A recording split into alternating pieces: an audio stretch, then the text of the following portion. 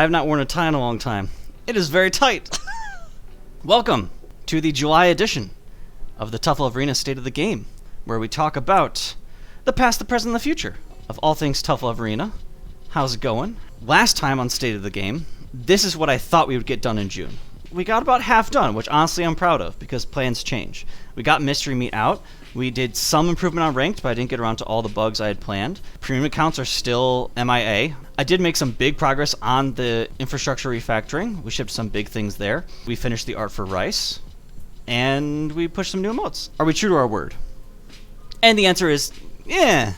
What are some other things we got done that weren't on the to-do? Well, Blue Life and Rejection. This went up just a couple of days ago, and we're very excited about it. I'll talk about it more when it comes to the game design and game balance, but I'm personally very proud of this. I'm really grateful to Amy for getting out the Rejection art on very short notice. It looks absolutely wonderful. Breaking down all of the major features that I could find looking through the patch notes. Some other notable ones are, again, the Rice animation, some big changes to Garlic and how dashback works and the different options you get out of it. Lobby improvements for the host. We balanced meats a little bit. We added Mystery Meat. We've made some improvements to mobile, Blue Life, and Rejection.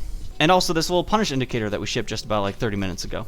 I also made a lot of headway onto infrastructure and tech debt. I want to highlight it in these streams because it's usually pretty invisible to the player. It'll show up in the patch notes, but it doesn't really mean anything. But it's really important for the longevity of the game and for future development. And one of the big milestones was that I made real tangible progress on making a desktop executable. As you can see in the screenshot, this is a Mac.app, and it's running in its own window. This works. The only problem is with generating them automatically, which I've got kind of in progress, and having them auto-update. I don't want you to have to download a version and then worry that it's out of date when you actually go to the tournament tomorrow, you know? Very excited about this because, one, it opens up better use for offline events, and also it's a first big step towards modding. Once you have offline access to the files, it makes it so much easier to edit them and reload them than the sort of hacky workarounds people have been doing right now in the browser. Other big tech debt stuff is, I'd mentioned this last month, but I had this auto-updater script that I was really struggling with for a while, and finally got that done. All of the servers should have much less downtime overall, and it makes deploying updates to the matchmaking server, to the leaderboard server, much more seamless. So big personal win for me. Otherwise, some long-standing bugs, some big migrations. This is another one. Desync should be much less common now. This indirectly fixes some of the ranked issues. We shipped some new features, but we also did a lot of meaningful work to make sure that the game itself, the code base, is in a healthier place. And then, lastly, community. We ran the big 6-month anniversary tournament. I'm also proud to say that we had every character represented in the top 8. A little deceiving with this with this graphic, but Busy Down otherwise played a lot of Onion in this tournament. Always satisfying to see every character represented in the top 8. That feels good. Congrats to Handsome Phil. Thanks for being in chat too. Congrats for the win. Another really important thing in my mind is that we pushed the Hall of Fame in the game app. When possible, I really want to put resources in the game. I want the frame data in the game. I want links to the document in the game so that a new player doesn't have to Google, doesn't have to find a Discord, doesn't need to discover these things to find strategy, to find lore, to find stuff about the community. So I'm very excited to have the Hall of Fame. So this will be a living, breathing document and hopefully an incentive for people to sign up for tournaments because, hey, you might get immortalized within the game. Very long term, if we get to a point where there's like player accounts, you could be like looking at the leaderboard, click on Handsome Phil, and then see a dedicated page about Handsome Phil showing their stats, but these are all kind of far off. So there's small ways that this could improve and become even more useful, but as is, I'm just super excited to have it. Make sure we preserve some of the history that we've been building just in these first 6 months. Moving on, releasing early access changes for the patrons has been a success, and I continue to do so when it's a balanced change that I'm not confident I can get all the playtesting done myself. Not everything goes through Patreon, so I can't promise that if you go to the Patreon right now and throw me $5, you get to see everything early, because some stuff it just doesn't really make sense to delay, but it has been useful for me. It seems like it's been fun for the patrons, and we'll continue to do that. I think we're ready to talk about the present after I take a little sip. So, let's be clear, population has been at an all-time low. This is very obvious to anyone who's looking at the active player count that's very visible on the status page and in the game client, or has been trying to play on casual or ranked.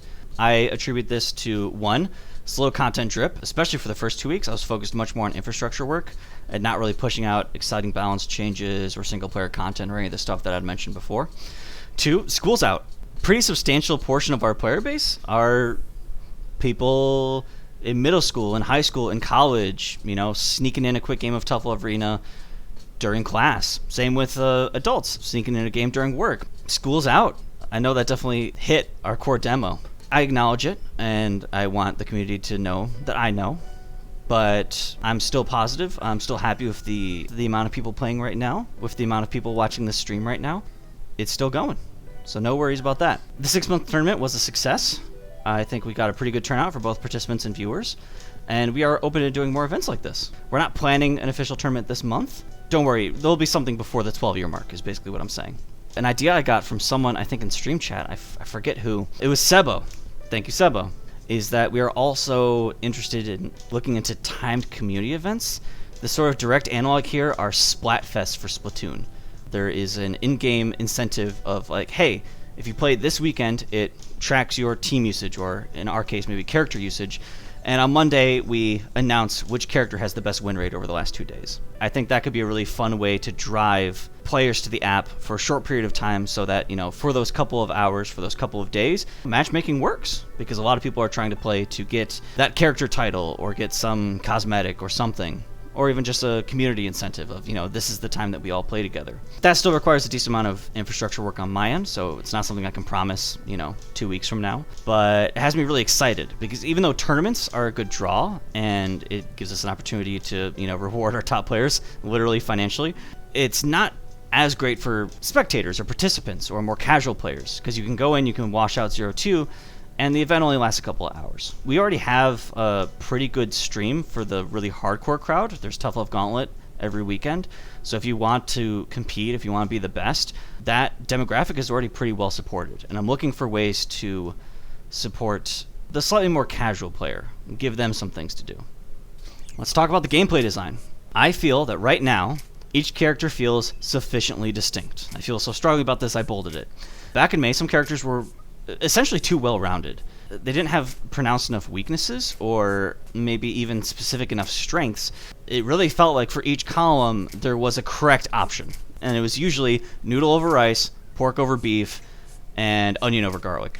There was some other changes. There was the addition of swipe and stuff like that, but the nerfing was a large part of really splitting these characters apart and highlighting garlic's strengths by giving onion weaknesses, for example. Relatedly, the roster is well balanced. There's a few matchups that are still pretty lopsided, but every character is viable. This is both based on tournament results, like that top 8 we just saw for the 6-month anniversary tournament, and in general stuff I see in, balanced discussion on the Discord and talking with players.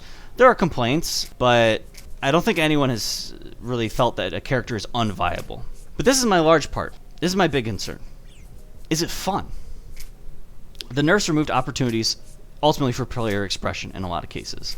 By streamlining caber toss, for example, to make it less overwhelming and less powerful in the middle, we sort of sniped a particular pork player and their entire playstyle where they wanted to go for the mix-up more often. By removing the multiple empty cancel fist ranges, we removed an opportunity for unique confirms and sort of skill check combos for Noodle. So although this was good for the game, for all the vectors I've just mentioned over the last 4 minutes, this is a real thing that we have to take account of and, take responsibility for. Although the characters are more distinct, that came at the cost of removing some really fun tools. Unrelated, different point, I do think defensive play is a little strong right now, especially watching the top 8 of the tournament.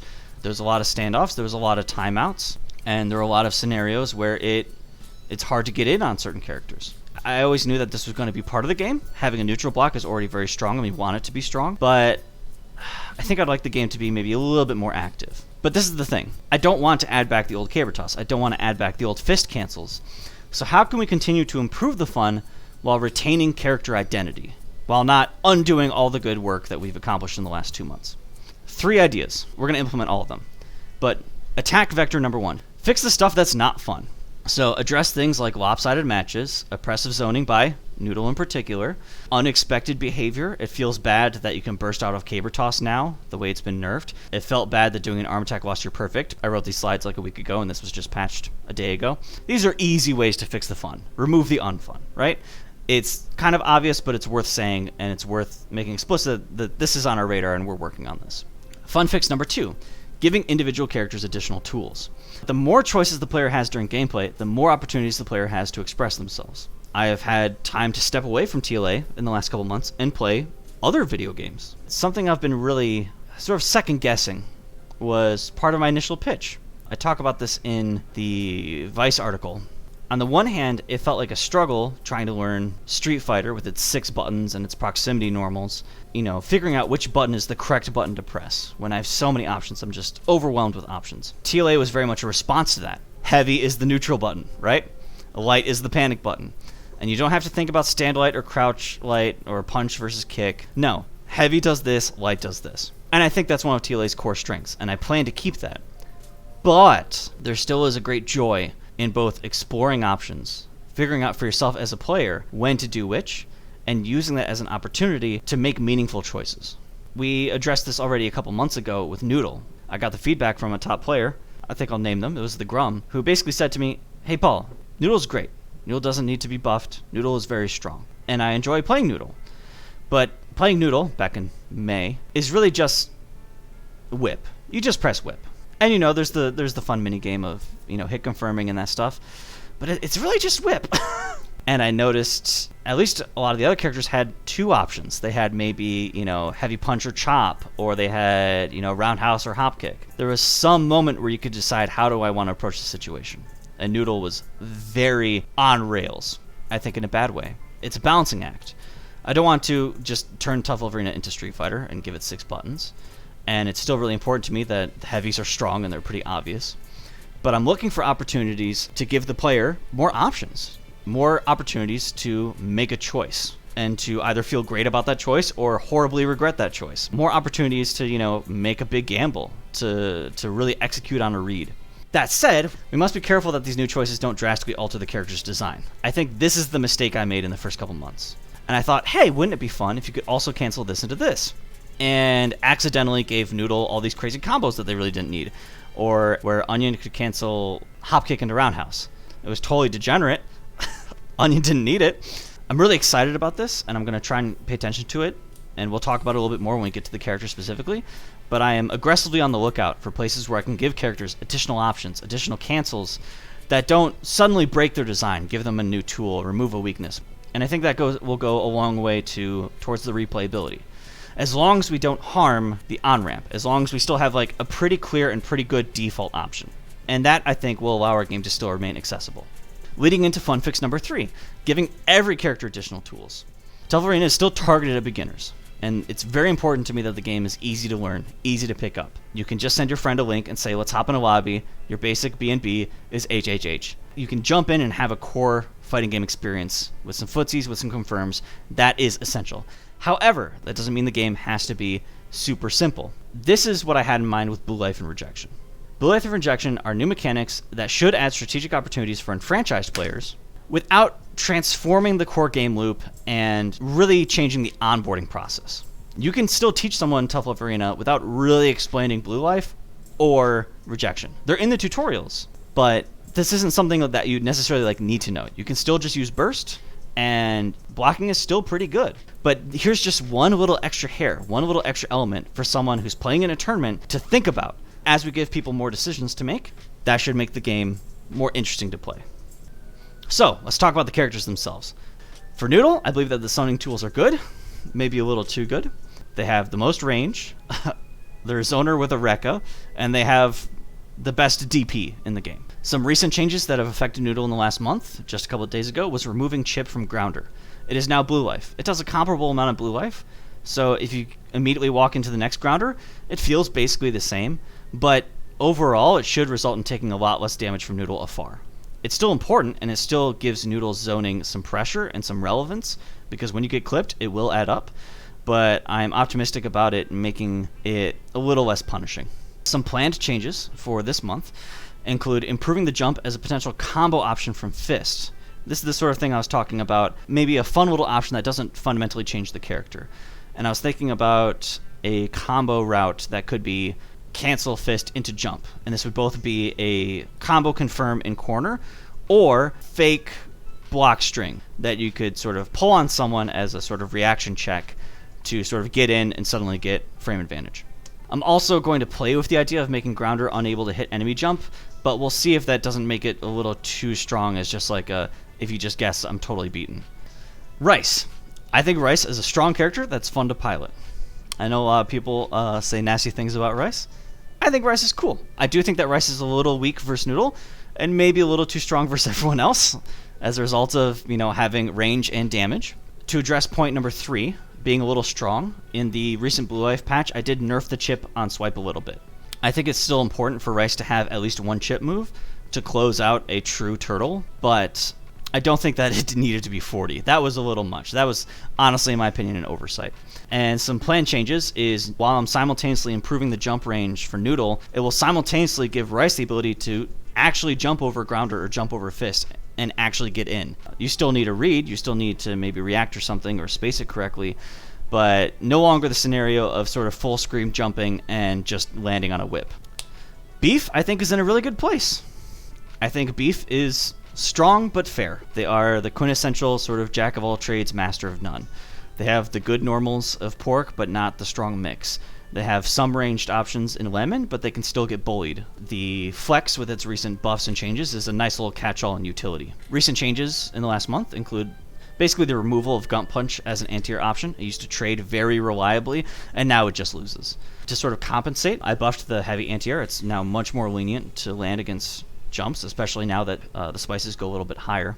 And I slightly nerfed the corner combos, again, for both Beef and Pork. I don't think the characters really needed a juggle 4 count. I think 3 is more than enough. And it's not really a balance thing, but I plan to fix the animation for Beefcake. It used to make sense for how long the Beefcake animation used to be, but now it happens so fast it's kind of jarring. So I'm planning to rework that just a little bit. I've seen a lot of people comment on it and request it. It will get done this month. Pork, the winner of the 6-month anniversary tournament.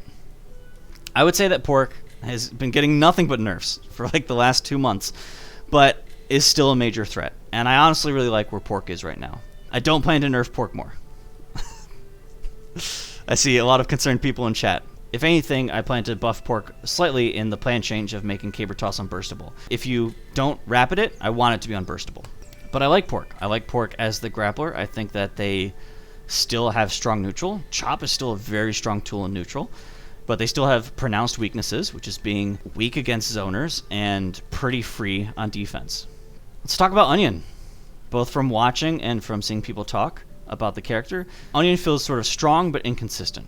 And this is both factor of them being so reliant on meter, which can feel kind of feast or famine, and that one of their strongest tools is a parry, which by nature will be very read heavy and very inconsistent. So, as I guess it would be a small nerf, but I'm planning to unify the parry with recovery to match Beef's. I really like the behavior of the new parries, and I want it to be equally punishable. On that note, I'm also looking into trying to restore the old parry. Now, for people who weren't around, Onion's previous parry attack just gave them free action.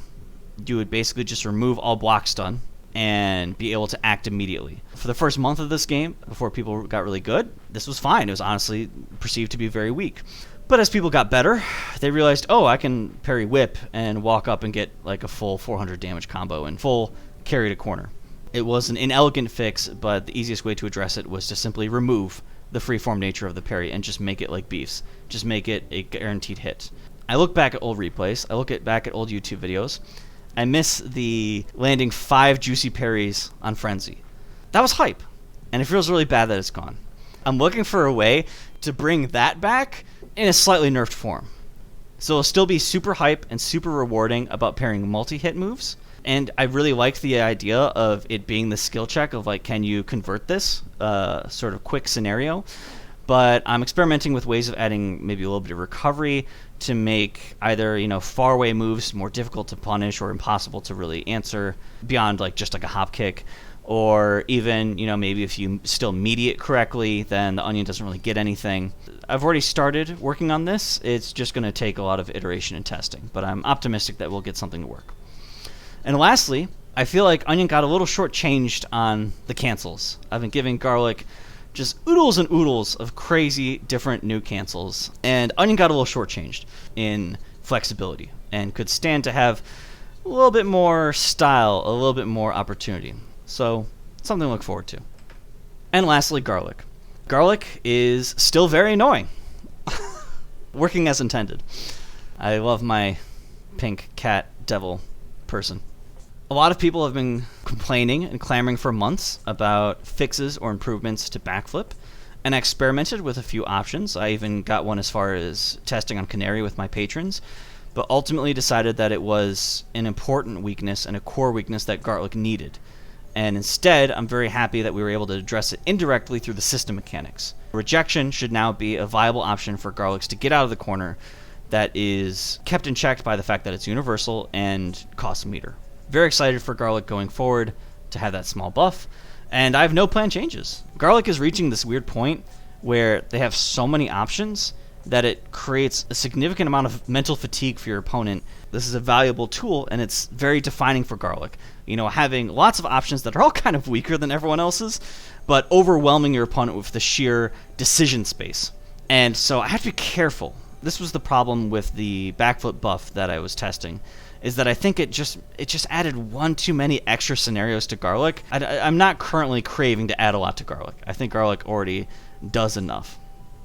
And with that, we've covered all the characters, and we're ready to move in to the future. Future! I don't remember if I already made this joke. Amy, if I already made that joke, please edit it out. Coming up this month, July, character adjustments. Basically all the stuff I've just been talking about for the last 20 minutes. I am anticipating to finish the bare bones desktop release for Windows and Macs. So this means there will be a downloadable EXE or DMG that you can use to run offline. I'm still decent far away from trying to get this into a storefront like a Steam or whatever, and this isn't saying anything about mobile releases, which is basically starting completely over from scratch. Given the progress I made, especially in the last 2 weeks, I think within the next 4, we'll be able to get to the point of you can download the game. An often requested feature that I used to be a little poo-poo about, but I really sat and thought about and figured, why not? The ability to queue for both ranked, casual, or both from training mode. Because I know it's not super exciting to stare at that screen saying that you've been searching at max range for 2 minutes. I'm planning to add maybe a new button in the corner while you're in training mode that can say start listening, and then you choose either ranked, casual, or both. If you choose ranked, it will assume whatever character you currently picked. This seems very doable to me. It's just a matter of sitting down and making sure I handle all the edge cases, like as soon as you find a casual match, immediately leave the ranked queue, that sort of thing. But I think that this will be a huge value add for our players, especially now that the queue times are so long. And I'm seeing some positive comments in chat, so thank you. More so for me, the tutorial UI refactor. To get a little into the weeds just for a second, Tough Love Arena has 2 types of graphics. It has HTML CSS graphics, which powers all of the menus, and then it has Canvas 2D graphics, which powers the gameplay, where it's just drawing PNGs at specific coordinates. These are very distinct, and they have their own pros and cons. Originally, parts of the HUD were done in HTML and CSS. However, it added to our render time, and it negatively affected performance. So I slowly moved as much as I could for gameplay into Canvas. Then went and made tutorials. I had the same assumption of I should do this in Canvas too. And in retrospect, it has caused a lot of very annoying and kind of minor but very hard to fix issues. It's why when you are playing through the tutorials, the word wrap is not always in the best place, and the text alignment isn't super great, and sometimes the words don't fit in the little training mode box. This has just been a long time coming. I just keep deprioritizing it because it's not the most important thing to work on. But I started working on it just a little bit last month, and I really want to just get it over with, which is to go and reconvert all of the tutorial graphics to rewrite them in HTML and CSS, which will make the interface for tutorials much cleaner. So not a huge value add for players, but honestly, it's just a pet peeve. I need to get this done. I want to work on the bug backlog. If you go to the to-do list, you'll see, phase 1, phase 2, and you'll see won't fix, and there'll be the known issues, which are bugs that have been reported by the users. And I just haven't honestly looked at that in 2 months and really tried to address some of these long-standing issues. I've mostly just been going off of, what are people DMing me about, what are people complaining about on stream, and I've been fixing those, and that's been very useful. But I really want to cut into that backlog and just fix some of these persistent dumb things. And lastly, I think that there's a lot I could do to improve performance. I noticed that the game can still struggle if you're running other things on your computer. It can still struggle when gameplay gets pretty effects heavy, like Rapid, or like Rejection, or like Burst. It's suddenly drawing a few more PNGs, drawing some alpha layers, and on some computers that can be a performance hit. I really believe that this game should not have these issues in modern browsers. We're really not asking that much of things.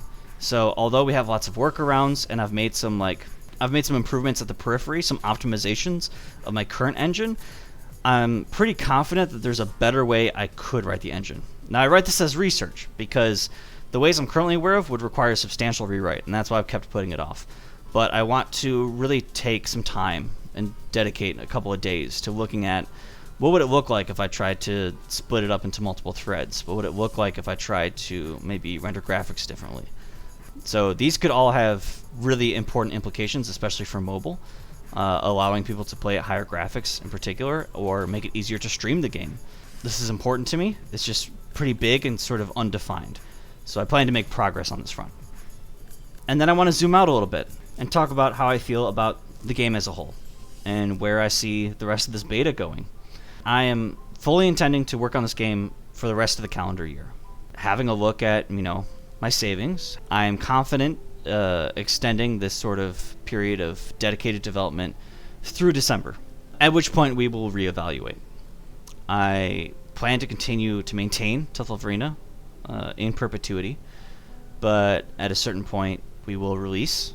What will happen to the game after that point? We don't know. I want to let people know that these are things we think about. These are things I talk to Amy about. Even if, say, come January of next year, I have to go back to a day job or something. Even if that's the case, I still plan to continue to work on Tough Love Arena on nights, on the weekends, and continue to support, my baby. So, just a little check-in, a little heads up on that. And so in that vein, my large-scale goals that I definitely want to get done by the end of the year: releasing the game to desktop and mobile, story mode, and mod support. There's a million small things on the roadmap. There's lots of training mode features. There's lots of stuff about sound effects. There's lots of animation stuff that probably won't be done, almost certainly won't be done by the end of the year. But for me, these are like the big picture features that I really want to ship in the next 6 months. And 6 months is a long time, but some of these features are very big. I am optimistic, and I will continue to keep you, the Tough Love Arena audience, up to date on how these things are going. But in the meantime, this is what we're working on next month. And also, this is what Amy's working on. I really love the gloves and the shoes. So this will take a while because we're onto a new archetype. Amy's basically starting back from scratch. Each character has about 120 to 130 drawings. I know Amy likes to show the work in progress in Discord, and sometimes on Twitter, so you can look for it there. And lastly, we've made it to the Q&A. And I will start reading questions starting now. Drop Dead Cynical asks, what fighting games do you play?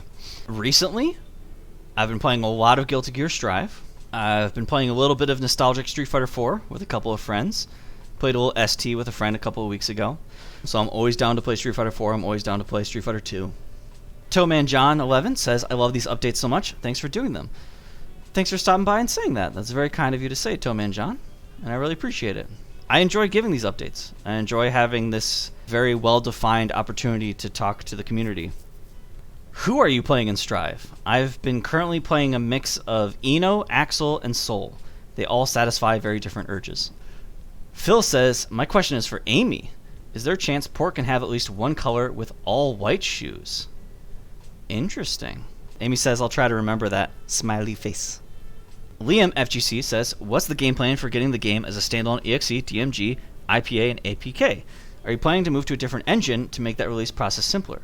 Good question, Liam. So to get a little technical, the strategy I'm using right now for desktop, which again I have a sort of working prototype, but right now I'm using Electron. Electron is one of many open source tools that basically wraps a simplified version of Chromium, the open source Chrome related browser, and then runs the local server for your files. So you open the application, and under the hood, it's basically just a really trimmed down browser. This is nice because it allows me to still write the game 100% targeted for web and basically not need to do any porting, while also giving the user a standalone runtime environment. You don't have to worry about any extensions you'd have installed. You don't have to worry about browser-specific, permissions or anything, and everyone is unified. And so it also makes it very easy for me to fix bugs that might be specific to that platform. And of course, you then have all the files locally. And this gives us a really easy out-of-the-box solution for Windows, Mac, and Linux. And the only difficulties, the only work left to do on my part, is getting basically developer certificates for all three platforms, getting my code signed so that it doesn't get flagged as a virus, testing and perfecting the auto-updater. The other platforms, as for mobile, I am optimistic about doing, again, something similar, but this is still completely hypothetical. I am planning to even potentially manually make a simple Android app that, as a bare bones experience, has a nice splash screen, has the ability to basically download the files remotely and store them in the local Android storage, and then run it through WebView. Where, of course, I'll be able to overwrite certain actions, so like if you press the universal Android back button, it will treat it as pressing heavy attack. This seems currently very feasible for desktop, is still very speculative for mobile. But as much as possible, I would love to keep it as essentially an emulated website, because not only does this ease my work of writing it for one platform, but it also, in the mobile context, gives me the ability to do hot loading. So I don't need to wait for an App Store, 2-week approval cycle to push a game update, because you will have incompatible balance patches for 2 weeks at a time. If anything, working backwards, I need to get mobile to work in a way that hot loading is possible, or else it's just not going to work at all. Paul, how do you feel about changing rejects to solidify archetypes more to make characters unique? Even though I feel Spice's reject is a bit too far reach, and Onion has 3 different roundhouses. As far as Onion reusing the roundhouse animation, me and Amy talked about having dedicated animation for reject. That will just come at a later date. But in the interest of prototyping this mechanic, I still want to give it a week or two to make sure it's not totally garbage. It will eventually be replaced, in the same way that sneak used to be jump attack, right? As far as changing reject, maybe for distance. I could see the argument for distance, of like each character should get the opportunity to sort of reject into their ideal range. That I would be interested in, but I really don't want to change the timing, because to me that's the whole point of a shared mechanic. Reject and burst, you bait burst the same against every character. I really think that making that character dependent would be needless complexity. It would just be like the not fun sort of knowledge check, like, do you know your standing versus crouching only combos? And we really try to avoid those in TLA. What archetypes do you play? I try to mix it up. In the case of Guilty Gear, because we talked about earlier, I play both Eno, who's a pretty dedicated rushdown character and sort of Vortex archetype, and Axel, who is 100% zoner. That said, that's why I also play Soul, because as much as I enjoy playing Eno for rushdown, I miss running. Running is really fun to do, and as much as I love Eno and her unique hover dash, it feels very different. She moves weird, and so I like to play Soul as sort of a frame-trapping, hit-confirm pressure character. Ashton says, are there currently plans for monetization for the game outside of premium accounts? Skins, maybe even like ads on mobile in the menu screen. Not currently. I am cognizant I do want to charge money for a potential Steam or Apple Store release, in part to cover the potential cost of hosting.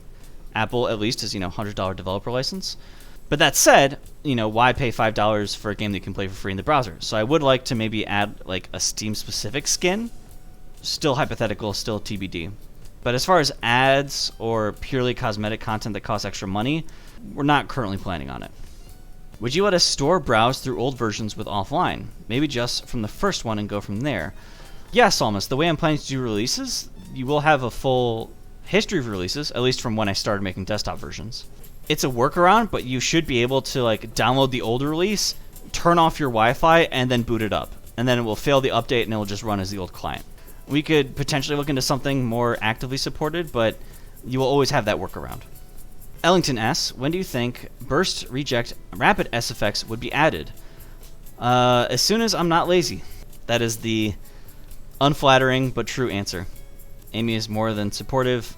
I just need to sit down and do it. I'd originally suggest this as a toke, but have you thought about adding the taunt emote? If you mean like an emote that would trigger a taunt or something, then that's out of scope. But if you mean adding an emote that literally is just the word taunt, that would be funny, and I will say maybe. Onion headbutt. Slamus says, what controllers do you like to use? I currently like to use sticks. I'm a big fan of Quamba as a manufacturer and Samo parts, but I do really want to try a hitbox. The stickless sticks. I think it is the future. I think it is inevitable, and I'd like to try one out, but I can't really justify a $200 purchase right now, so I've been putting it off. When the characters fight, is that them dating? Will you be at any FGC events this year, CEO perhaps, or next? I would love to be at FGC events, Liam. I have sent a sort of cold call email to CEO, but I haven't heard back yet. But basically, I would love to go to any FGC event or even any other sort of, nerd convention, be it like an anime convention or a Gen Con or something, and set up as a side tournament or even in the vendor hall. Just get behind a little folding table and have 2 laptops there and show people the game. I would love to do that. I am super excited to do that. It's just a matter of looking for offline events that are happening. Me and Amy are fully vaxxed. Apply to vendor there, which is something I've never done before. So if you are aware of any tournaments that are happening either in the sort of New York State area or are sufficiently big for a combo breaker or CEO, I'll happily budget for a plane ticket. I'm super, super excited to do that. So please, if you notice an event coming up, send me a DM on Twitter or Discord. I'm more than happy to look into it. In response to the hitbox comment I made, Phil says, I've heard them referred to as all button controllers and button boxes. Button boxes is cute. I like button boxes. Ashton says that you can make a scuffed version of the button box for like $70. And of course, yeah, cheaper if you want to use poor quality buttons. I have so many sticks. I could just scavenge buttons from one of them. It's just a matter of, how scuffed I want to make it. Any plans for AI improvement? Yes, Esid. Let me put it this way. I'm unsatisfied with the current quality of the AI, but I am not actively prioritizing improvement. It's very difficult and very nebulous work. I already just made a bunch of improvements for Mystery Meat. That's enough for now. I'm going to put it back on hold for at least a couple of weeks. Retro says, will you be done with buffing Rice after the change for dealing with Noodle? I feel like nearly every patch for Rice has been buffs. I will say, Retro, I don't think Rice needs a buff in any other matchup. The jump change is largely a sort of happy accident, which is that I came up with a change to their shared kit that would benefit them both. I can reassure you that I'm not planning to touch Rice in the near future, besides the jump change. Do you think there will be more coders or artists for TLA in the future? Almost certainly not, Seven. The whole point has very much been a passion project for me and Amy. The whole joy and purpose of it was to keep it in-house. And that's selfish, but it's also in a way fiscally responsible because we don't really have the capital to spend on it.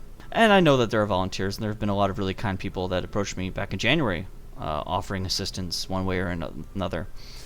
But both for our own personal satisfaction and honestly to not deal with the overhead of coordination, it's been really important to us to keep this as just a project with us.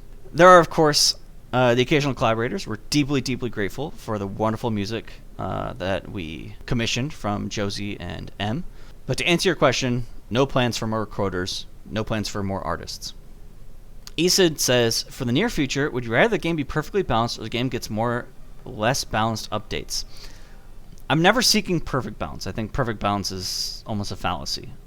There should just never be a point where there is a absolute top tier, a Meta Knight, that you are being foolish for not choosing this character. And also that no character should be unviable. We only have 6 characters. If Onion is so weak that no one plays them, then we effectively only have 5 characters. Those are the goals for balance.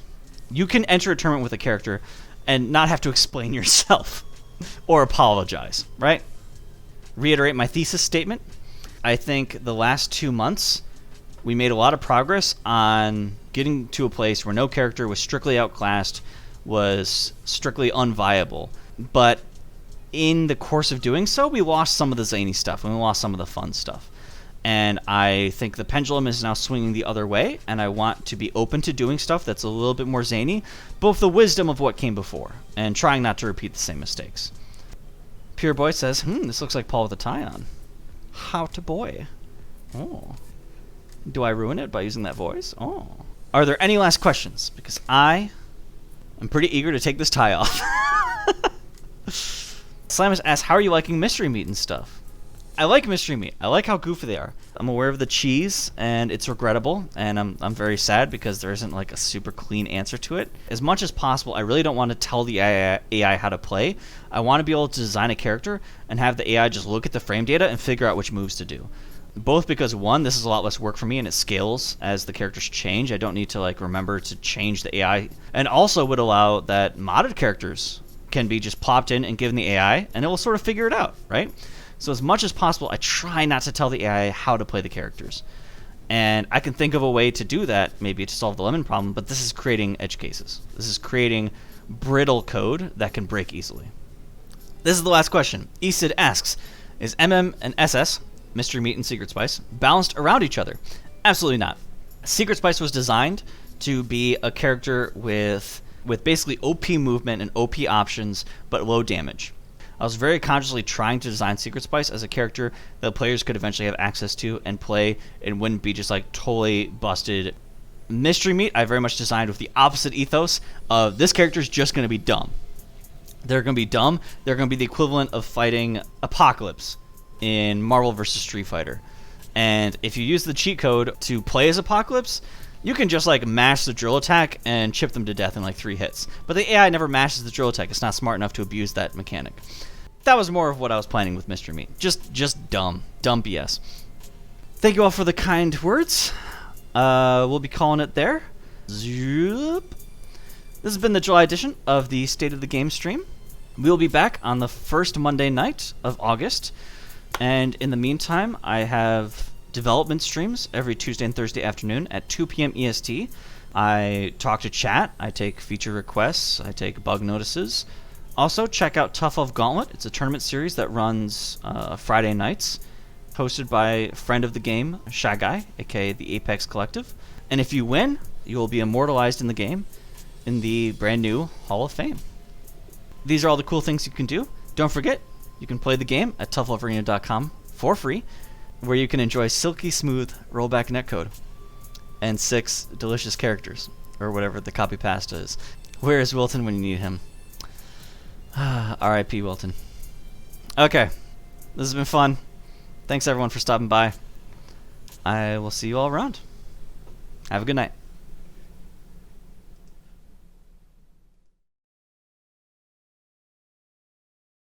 So Amy can edit all that out. I'm starting the sentence over. Cut. Action.